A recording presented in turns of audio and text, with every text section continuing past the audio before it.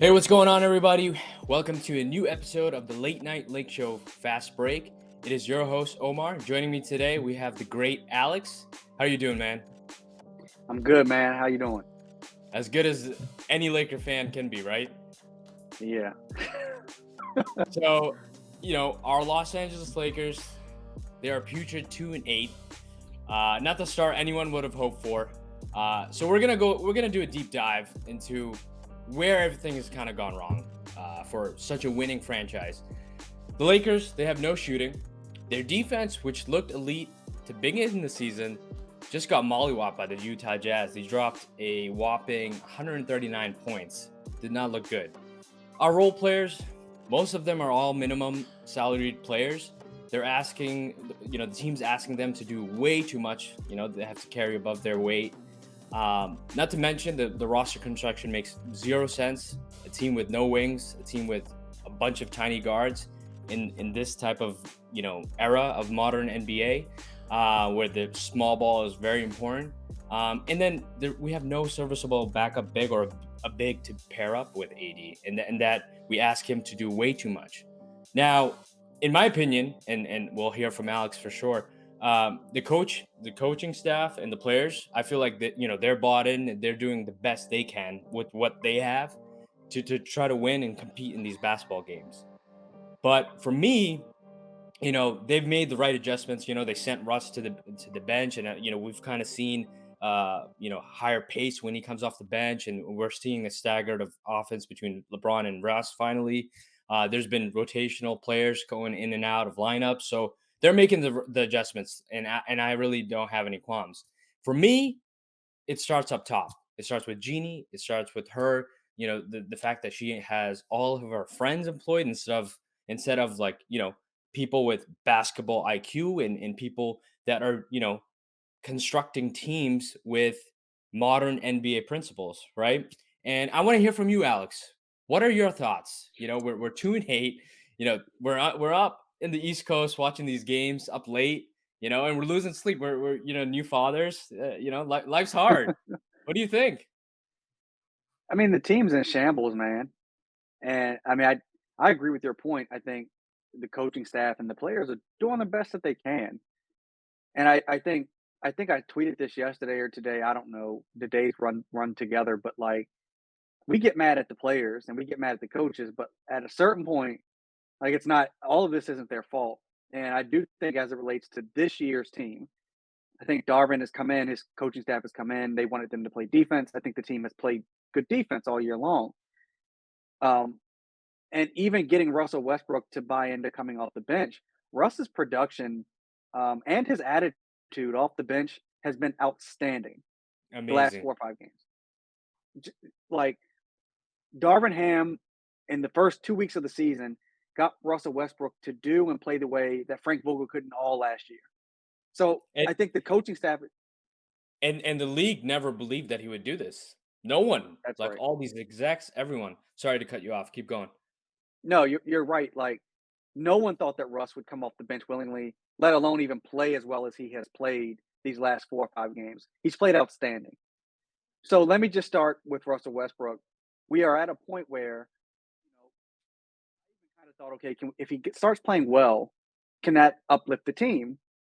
Well, what I've come to realize is it doesn't matter how well he plays, his contract just takes up too many other roster spots, potential roster spots. 47 million into Russell Westbrook, even if he was averaging 30, 10, and 10 like he was in his prime, he's just taking up too much money on a team that is asking too much of its role players already. So, but this isn't about Russell Westbrook. Like this isn't his fault. He's buying in. He's playing off the bench. He's doing his job. He got his contract. I think a few years ago from Oklahoma City. He look. I'm not mad at him. He's doing his job. Darvin's doing his job. I think that all the players are doing the best that they can. I mean, you came into the season and LeBron is in his 20th year. LeBron doesn't look great right now, but that's only really by LeBron's standards. Like, I Right. mean, by anybody else's standards, he looks actually fine. I think AD has anchored the defense. I think AD has looked great. I don't think he does look a step slow at times or doesn't look as athletic. that some of that just may be conditioning. But even with all that said, he's been anchoring the second best defense in the NBA. He's doing everything that he can, and he is playing the center position, which Laker fans have wanted him to do the entire time he's been there. So you've got Darvin Ham come in, you've got Darvin convincing Russ to play off the bench, playing well. You've got Darvin having AD playing at the five, playing well. Well, the team is still 2-9, right? Shooting was always going to be a problem. We knew that coming in. I don't think any of us thought it would be this bad, but the Right. shooting is terrible. And so, where does that take us from here? And look, I did tweet this today, like saying that employees should just work harder or do better. No, that's not the issue, man. Like at some point, you got to look at management and ownership, and you go at the very top of this situation. And the Lakers are in a situation where um, it keeps being floated that they don't want to go into the repeater tax. Well, they're not in the repeater tax this year. Now they could Right. potentially go into it next year, but it keeps coming back to they don't want to spend money. So that's an ownership thing. The second part of it is they either do or don't want to trade the 2027 and 2029 picks, which is a management thing, right? Right. So either ownership doesn't want to spend the money or management doesn't want to trade the picks or both. I don't know, but the roster is so poorly constructed. There are no backup bigs for AD. We've got too many undersized guards that basically do the same thing. Kendrick Nunn, who looked great in the preseason, has looked terrible during the regular season. Pat Bev, who we thought would give us some defense. I mean, asking him to play the three is ridiculous. And there are just so many mistakes, man. Let me stop there and just give you time to Yeah. share your Yeah. opinion because there's just so many mistakes. And I just think they come from the very top. It's never too early to play holiday music, and it's never too early to start thinking about gifts. Whether it's for a friend or the friends in your pants, you can make this season to be jolly with Manscaped. Do your little drummer boy a favor and use the Lawnmower 4.0 to avoid another silent night in the bedroom. Then add in Manscaped's top-of-the-line shower products to have the people thinking, all I want for Christmas is you. Santa cares about his sack, and so should you. Look nice when you get naughty by going to manscaped.com and use code LATENIGHT for free shipping and 20% off.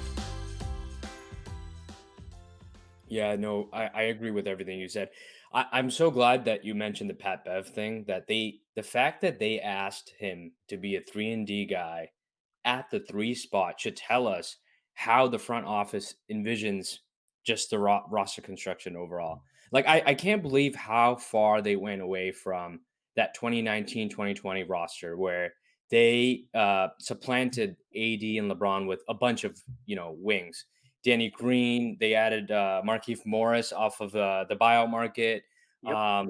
And they had really, really solid bigs at the time too. JaVale McGee at the time Mhm. before the Warriors was a laughing stock in the league. I remember he was always on checked and a Yep. fool, but he played his role, man. And next to AD, they were like a really good front court, similar to the way the Cavs have, right? They have Jarrett Allen and Mobley, and their defense Mhm. looks elite. And mind you, they have two tiny guards, Jarrett, who's it, Garland and Mitchell, Yep. and they still have legit defense, right? The fact that another person that comes to mind is Alex Caruso.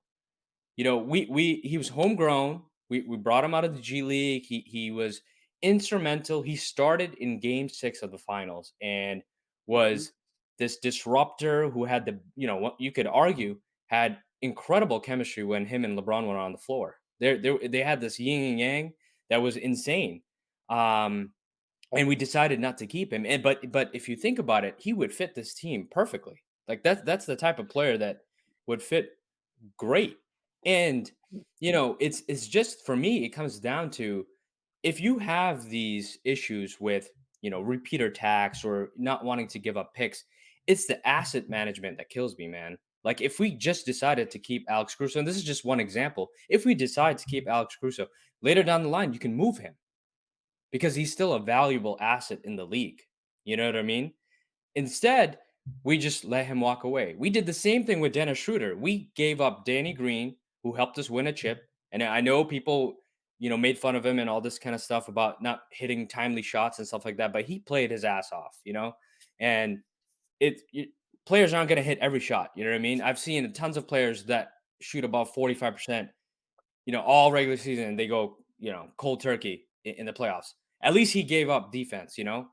Um, but we gave up Danny Green and a pick for Dennis Schroeder, and we didn't keep him. We just let him walk away. Again, that comes down to poor asset management. And the thing for me, man, is the Lakers. I pulled up the stat just off of their TV deal. They make $150 million a year.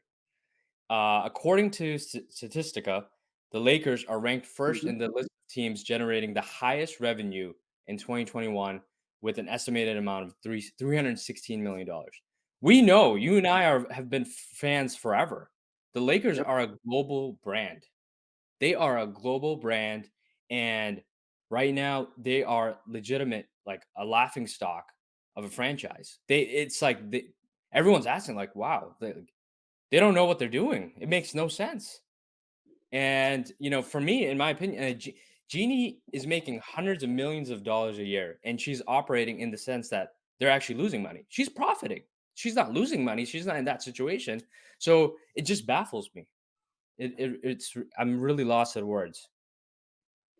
I mean, look, to your point, this is where it comes down to for me, man. Like, one, I used to actually track the Lakers and their their profitability from year to year because this. My background's in commercial finance, so I paid Right. Yeah. attention to that.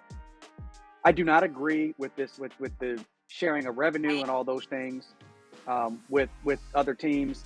I think that's crazy. The Lakers should have to share revenue with other teams owned by billionaires who are worth more than the Bucks family. But neither here nor there. They do make hundreds of millions of dollars every single year, and it is crazy to me that they don't understand how to utilize that money and build out a team. Furthermore, it's an asset management thing in that, to your point, they seem to just keep letting players go. So let Alex Caruso for a second. Look, I couldn't understand if it was basically they decided to choose between THT and Alex Caruso. If they didn't have to, they could have brought both back. Now, I don't know if it was a clutch tax that they wanted to keep, but what I do know is that if you were going to keep THT an on-ball player, then it made no sense to have Russell Westbrook and LeBron James, all these ball-dominant guys. To me, it made more sense to actually let THT go or trade him or whatever and keep Caruso, who is not ball-dominant, is a 3-and-D guy, is 6'5", athletic, decent three-point percentage. The part is, Caruso is a bigger, better, more athletic Pat Bev. Yeah. Pat Bev. Like, that's exactly what he is. Yeah. So you don't bring back Caruso, you keep THT, and then you end up trading THT for an older Alex Caruso. And then even beyond that, Thomas Bryant, who you now just brought back, right? Letting Julius Randle walk. Trying to, like, I understand it, getting his money off the books, open up cap space for LeBron. Why not flip him for a second round pick? Get something in return for these guys. Bryant, Randall, trading Zoo, who's actually been really good for the Clippers since he's got there. So Trading solid, Zoo for yeah. Rascal. Yeah, like, there are all these instances where there's been poor asset management. And even if, to go back to Caruso for a second, even if the Lakers didn't want to pay luxury tax, because I think Eric Pincus has pointed out, it was significantly more to sign Caruso plus the luxury tax hit that his contract would have caused. But even then, waited until the season and flipped him if money was going to be an issue and get an asset back for a guy that's pretty much an all-league defender.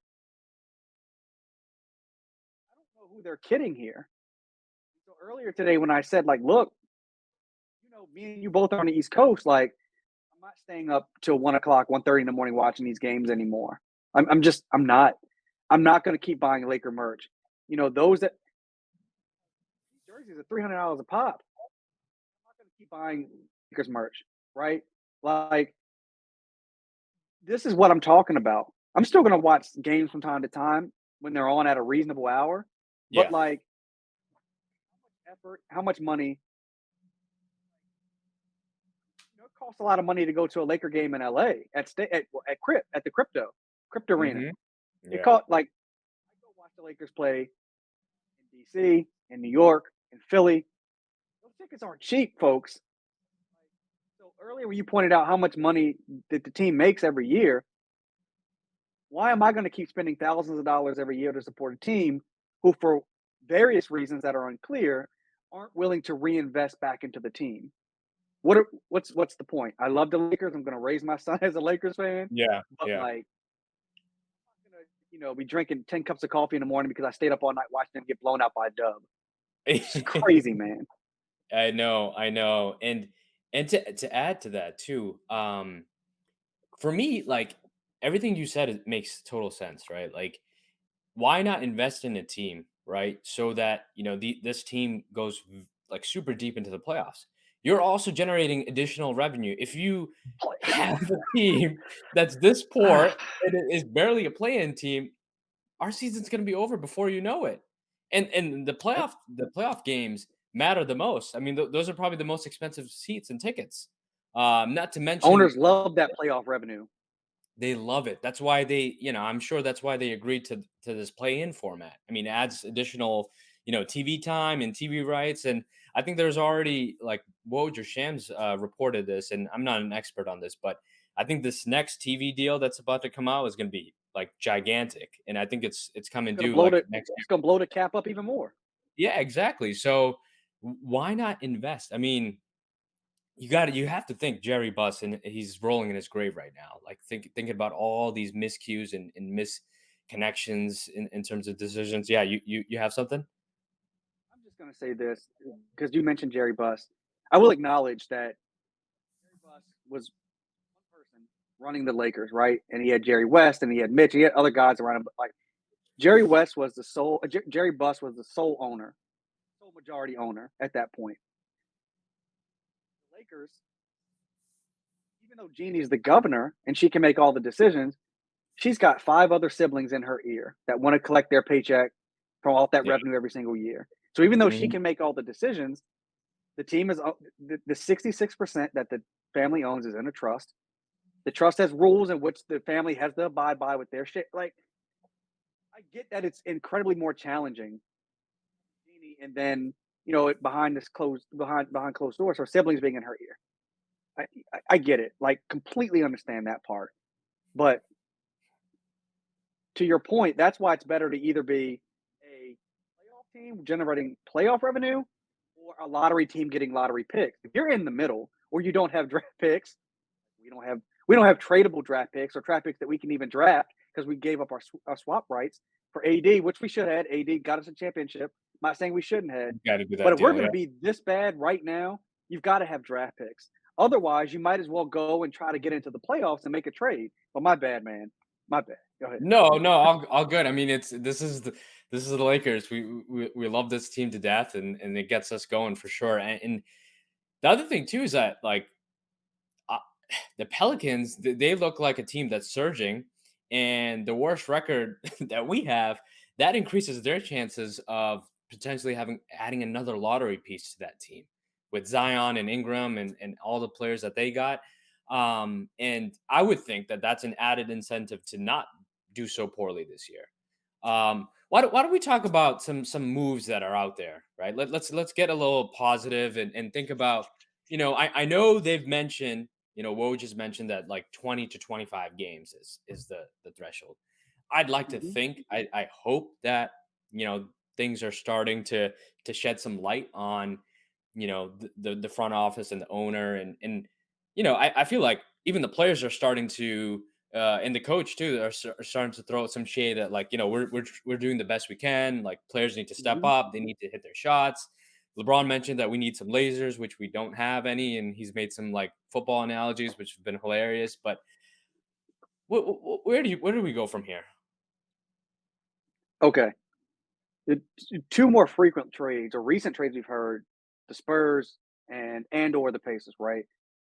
The Spurs trade potentially, Josh Richardson, Doug McDermott, maybe Jakob Portal, how you pronounce his name, right? Like, or Total. you trade for McDermott. Yeah, you trade for McDermott and Richardson. Trading Russ, you get a $20 million trade exception, which is great. I would do that trade. But again, who knows if Genie would actually use the trade exception, right? So that's iffy. But then you look at the Pacers deal, and I think Buddy Hield and Miles Turner at least fill two gaps: shooting and another viable rotation big, a starting level Yeah. big, right? I know Miles Turner for a contract extension or a new deal next year, but look, he went on Woj's podcast last week and pretty much begged the Lakers to trade for him. Unprecedented. So Yep. we know he wants to be a Laker. He's even said to him and Buddy talked about the stuff they see on Twitter. Omar, let me just read you Buddy and Miles' stats right now in this season. Oh, Okay. yeah. Let's hear it. Miles Turner averaging 18 points, 3.4 blocks, 8 rebounds, shooting 85% from free throw line. He's shooting 56% from the floor and 40% from three. He wouldn't help the Lakers. That would help. That would help big time. Okay. Buddy Hield is averaging 18.7 points, 4 assists, 6 rebounds, shooting 42% from three. And on how many threes? He's a high volume guy. 10. That's insane. That's insane. Down. He's the top 5 shooter in the league. Easily. He's been one of the best shooters for like the last 5 years. The crazy thing to me is Rob Pelinka used to be his agent. Miles Turner is lobbying for the Lakers to trade for him. If we do not want to trade the 2027 and 2029 picks, then you might as well blow up this roster now. Because even if you hold on to the 2027 and 2029 picks, assuming you draft all-stars, they're not going to be ready until like 2033, 2034. Yeah. They're not LeBron. They're not Shaq. They're not going to come in rookie season and like dominate. It's going to take 4 to 5 years. Yep. From now, man. What do we wait? Like, if you don't want to be good, then don't be good. Exactly. The worst part is being in the middle. It's either you're playing for contention or you're trying to rebuild, and you're working through things, and there's some exciting stars that there's some hope that fans have, but we don't have any of that. we're just in the middle and getting our asses beat night on night. And the other point I want to make, like, if we were to bring in Buddy and Miles, and we were to give up the 27-29 pick, I think that actually helps us in being an actual decent team later down the line, because we can actually flip those guys later with additional picks that we have to have, and it goes back to what I mentioned: asset management. You have versatility with having those contracts. If we can, you know, we trade for Miles. If we get a good deal with him, like a 3-4 year contract extension, and Buddy, I think, has like 2 more seasons, and we Yep. have a few more picks, second round picks. Like, if things, we don't, we're not happy with, we can just move them and make more moves. I mean, there's always going to be teams that have that need of like a big that can provide that shooting and blocking. There's going to be teams that need that spacing and shooting with Buddy Hield, or we can just keep them and have legitimate, like, starting rotational players, rather than players that are, you know, players that I love, but they're just minimum guys. You know what I mean? They're like niche type players. They don't really have, they can't do much more than what they can. Um, this brings me to my next point, and maybe we can close out on this. Is, how do you feel about blowing things up? Because like, I'm not gonna lie, like the way games are going, and you know, LeBron's starting to show his age, or I don't know, he maybe his foot's has some soreness, or maybe it's just sick, and he's needs some time to ramp up. AD hasn't looked like that bubble AD that we've been hoping for, and I've seen a lot of improvement from last season and this season, and I've been really impressed with him. But the fact that, like, I think you might have seen this crazy stat is that he's had like 2 or 4 points total in the last like three, fourth quarters. That's been concerning to me too. I don't know. Does he just run out of gas or does he not get the ball enough? Or is it just that his offense is limited to just trying to get those post ups, which are harder to get in the Mhm. fourth quarter because teams are loading up uh, on our lack of spacing because we have no shooting.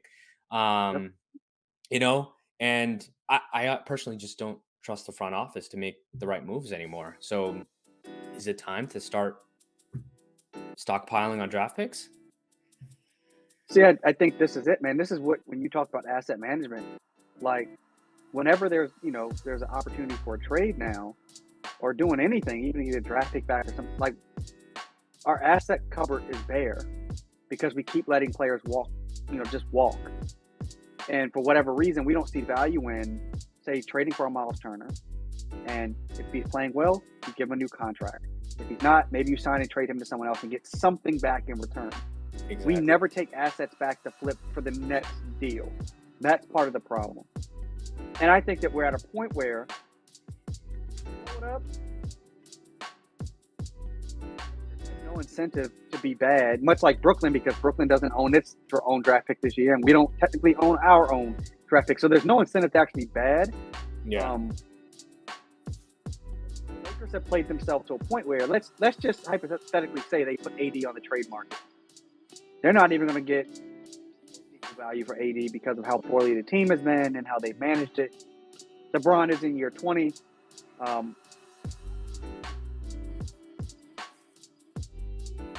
Trade LeBron because he's LeBron.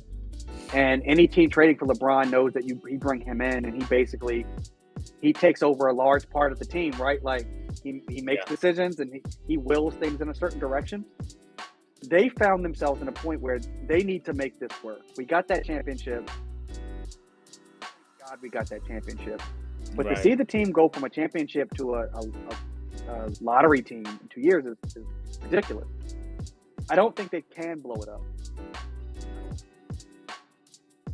And man, they have to make this roster. They have to make this roster work, and there are avenues to making it work.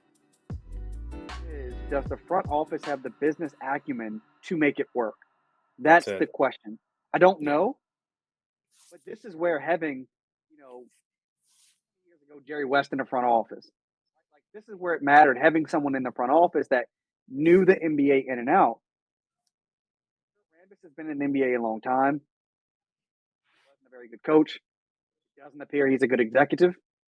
Rob Pelinka was a mega sports agent, but that's very different from being a GM. Very different. She's a new controlling owner. Like they need someone up there that knows what they're doing. Which let you go, man. But makes it even worse that Jerry West wanted to come back in a consultant role. They brought in Magic around the time they brought in Magic, and the Lakers said no. Why not have the brightest minds in the room? He doesn't want a full-time job, but to have Jerry West that you can call and say, "Hey, what do you think about this?" That's the 30 thing. years of damn basketball experience. Man, go ahead. He's the one who helped execute that Kobe Bryant deal. And we know how massive that deal was for us in our franchise. Look, man, you nailed it on the head. Do they have the correct business acumen, right? And I think for me, Jeannie just has to look in the mirror, right? And I think it's okay to I personally don't think it's okay to mix friends with business, but that's her line of thinking. But I think it's important to have two things. One, you can't always have too many cooks in the kitchen, right? And that's what she has. She has way too many voices. She's even, consults with Phil Jackson and other folks from Mm-hmm. her walk of life, and that just confuses her, and it would confuse anyone, right? Like if there are so many people that you respect, you get their opinions, it's very hard to decipher what's the right decision. That's number one. Number two, Mm-hmm. I think that Jerry West point is gold, right? If we were to bring in someone like him or someone who is like a shadow GM who doesn't care about the limelight, who doesn't care about the publicity, he just wants to do right by the franchise to win, to propel the team to win and be the best team or best version. That's what we need. We need someone who's, savvy when it comes to business and asset management and looks at analytics and doesn't care about Hmm. big names and relationships. Like Rob can handle that stuff. Rob can show his face and go meet the Yep. free agent that person X recommends, and he could be the next like I don't know, star or whatever, whoever Hmm. player it is, right? But like, there needs to be someone in the room, and Jerry West fits every box that you can check, right? He has the presence, he has he played for the damn team, he's won Yep. championships, he's Yep. been successful as a consultant with the Clippers, with the Warriors, with the Lakers. I mean, he's the perfect like golden option, but someone like that would be optimal, like someone to step into that room and tell Linda Rambis, whoever's in the room, and be like, this is what I think, and here are the reasons why. This is the rationale why I think this would fit. We have LeBron and AD, and I think having a big next to AD to spell him on defense, so he has more energy in the fourth quarter on offense, matters. Having more wings, so LeBron and AD don't have to chase the wings that are in the league. Like, think about it. Like, now today's league, look at actually, I'll make a good point. The Portland Trailblazers, what was their biggest fatal flaw? They always had tiny They guards. were They had CJ. small. They were too small. Now they went out and they spent the money. They got Jeremy Grant, Josh Hart, Nasir. Like, they have a plethora of wings that they can throw out, and they locked down a completely stout Miami offense, Miami Heat team last night, and won on a buzzer beater because they were able to change their rotations and lineups and throw out wings. And that's what we did in 2019-20, right? We would throw out Alex Let Caruso, me add this. Green, and yeah, go ahead. Um, they went and got a player that we wanted, right? Like, Jeremy Grant, yeah. Trailblazers went. We wanted Jeremy Grant. I'll say this, Omar, and I apologize for cutting you off, but No, about the no. front office. On Lakers Twitter, we always talk about Jeannie, Rob, and Linda and Kurt Rambis, right? Magic Johnson said when he wanted to fire Luke Walton that Tim Harris, Lakers senior vice president of business operations, told him he could not. Tim Harris's name never gets brought up, at least on social media, and he is the senior vice president of Lakers operations. So why is your VP of ops telling team president he can or cannot hire or fire somebody? Like, there are just too many people in the kitchen, too many chefs in the kitchen that need to focus on their specific role, and there's too much overlap. I'm frustrated today, man. I'm sorry. Today's just a frustrating day with this another loss, man. It's tough, and now we have another game against our sister team, the LA Clippers, and they've gone on a little mini win streak. But I think that's all for today. You know where to find us on Twitter and all our social media platforms. Late Night Lake Show. You can find me on Twitter, Osa24. Alex, you guys know where to find him. Laker Central 365. This is the latest episode of LNLS Fast Break. And for me, Omar, and Alex, that's it. Peace.